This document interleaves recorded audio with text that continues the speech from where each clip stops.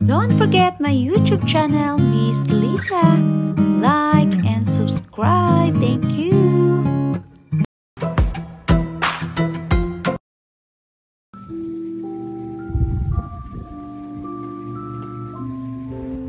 Magandang araw sa inyong lahat. Natulog na pala si Kyle dito kaya maglilinis muna ako dito sa loob ng bahay namin dahil sasamba kami mamaya kasama ko si Kyle. Sasama ko na lang siya dahil walang magbantay sa kanya dito sa bahay. Kaya isasama ko na lang yung baby namin. At habang natulog pa siya, magliligpit muna tayo dito. At magtutupi tayo ng mga labahin namin dahil isang araw pa itong hindi ko pa natupi guys. Kaya ngayon ko lang nagka-time na itupi ito. At magtutupi tayo ng mga labahin namin kahapon kaya yan ko lang siya napag-isipang itupi. Kanina pa sana umaga kaso lang hindi pa natulog yung baby namin kaya ngayon ko lang siya natupi. Hay, basta nanay maraming gawain sa bahay na paulit-ulit na hindi talaga matapos.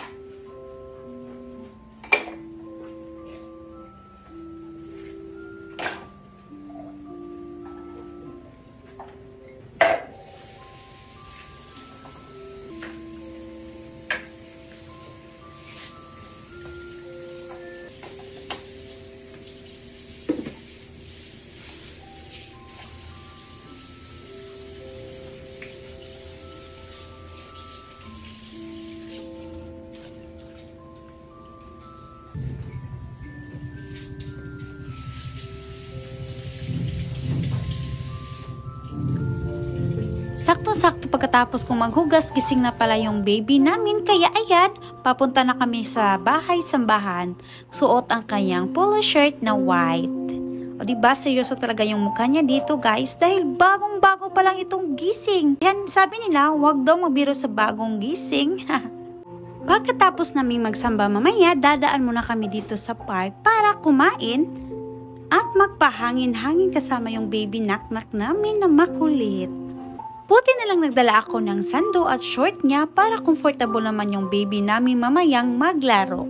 Basta may lakad kami guys, magdala talaga ako ng sando niya at short kasi alam ko na marurumihan talaga yung damit niyang sinusuot niya ngayon. Kaya always talaga akong mag-think na magdala talaga ako ng mga extra t-shirt niya at sando. So, ayan lang muna for today's video. I hope na nagustuhan nyo. Thank you for watching. See you next time. Bye!